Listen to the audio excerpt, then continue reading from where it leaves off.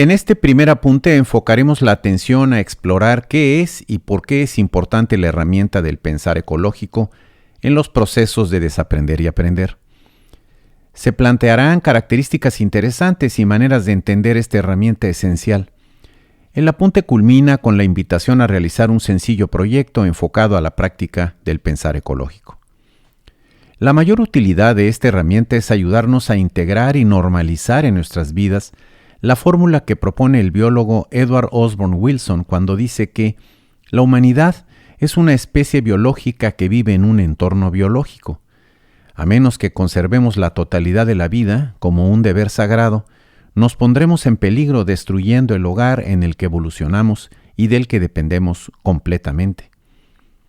En esencia, normalizar esta idea en nuestras vidas implica hacer del pensamiento ecológico una realidad cotidiana, natural, que defina nuestra experiencia, oriente nuestras reflexiones y conductas en todos los campos de actividad de los que somos parte.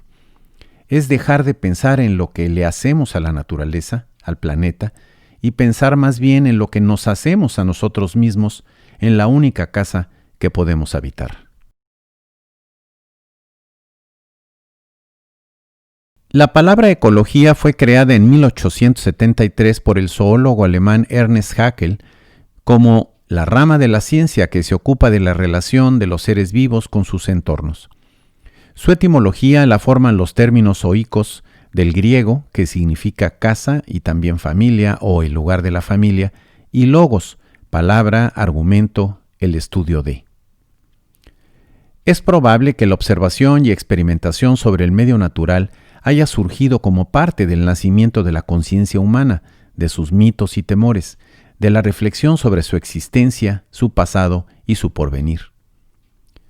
Es prácticamente imposible encontrar un grupo humano en la antigüedad sobre el que tengamos vestigios de cualquier tipo que no haya expresado de alguna manera su relación orgánica con el medio ambiente, sus especies, formas y climas. Por ejemplo, en Europa, claramente en Grecia, con personajes emblemáticos como Aristóteles e Hipócrates, e igualmente en las antiguas culturas de Asia, Oceanía, África y el continente americano, en este último abarcando desde las más sofisticadas de México, Centroamérica y Perú, hasta las sociedades indígenas seminómadas en prácticamente todo el continente. En el panorama actual y de las últimas décadas, la conversación sobre el medio natural adquiere preponderancia, debido a una combinación de factores, como son, por ejemplo, el incremento en el impacto del cambio climático a escala planetaria, que ha sido materia de registros y análisis cada vez más amplios y detallados. Adicionalmente, hay una mayor atención social de gobiernos y organismos internacionales sobre el tema, debido en parte al desarrollo mismo de las comunicaciones, las llamadas redes sociales y la participación política directa, cada vez más intensa, de grupos ambientalistas, e igualmente podemos observar un incremento significativo en el conocimiento científico y tecnológico.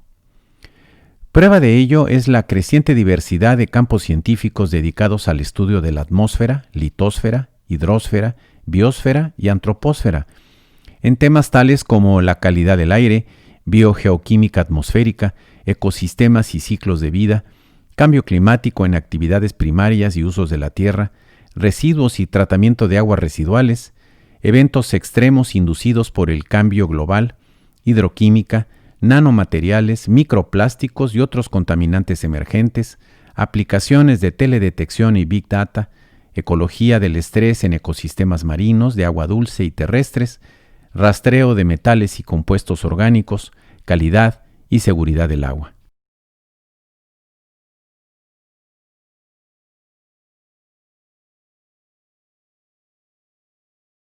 La relación de la humanidad con su entorno natural, el planeta en su conjunto, ha tenido significados diversos que se han combinado de diferente manera en el tiempo y la geografía de la conciencia humana.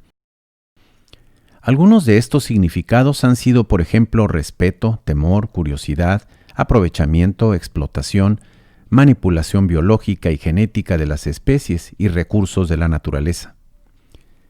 En el marco de las combinaciones de estos significados, puede percibirse una trayectoria más o menos consistente en la relación entre sociedad y medio natural, que se inicia en la humildad, respeto y afán de integración, característica de las primeras sociedades, a un estado de soberbia y autosuficiencia cada vez más acentuadas, especialmente a partir de los grandes procesos de urbanización, guerras e industrialización del siglo XVIII. Surge así el falso dilema de aceptar o no los cambios en los procesos climáticos y el papel de la humanidad en ellos.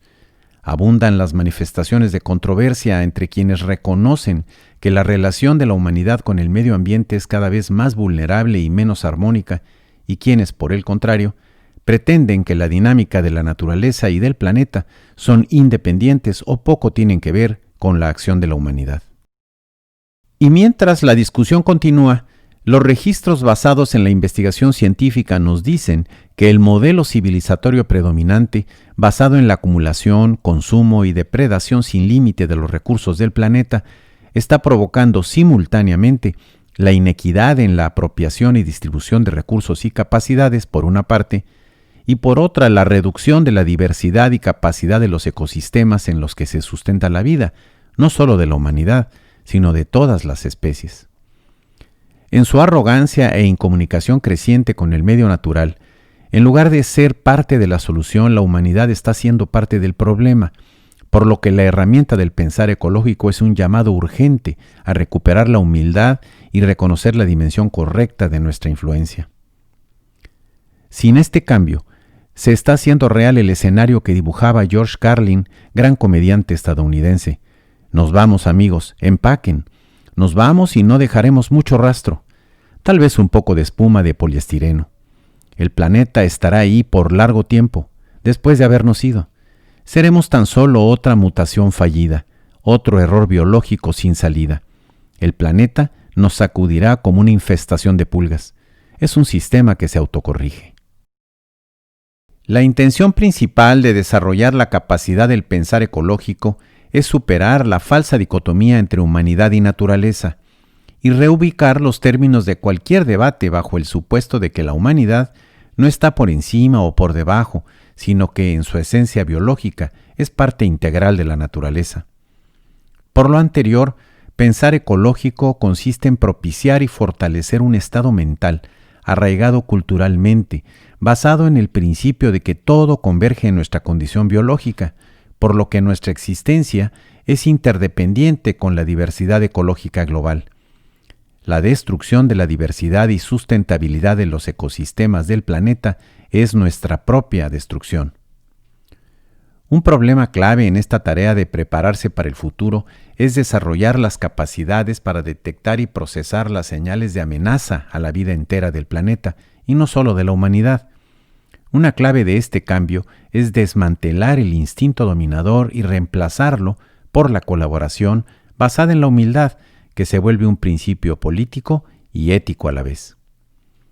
El pensar ecológico tiene una de sus tareas más difíciles, no solamente en prepararse para el presente y futuro del entorno natural de la vida humana, sino también contrarrestar los mitos e ideas falsas sobre el cambio climático.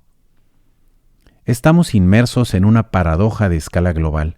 Por un lado, la humanidad sabe que hay un proceso cada vez más acelerado de cambio climático, de graves consecuencias para el presente y futuro de su existencia. Por otro lado, esta misma humanidad no se acepta a sí misma en la urgencia de actuar como un solo organismo, ni asume su responsabilidad por ser parte fundamental del problema más que de su solución.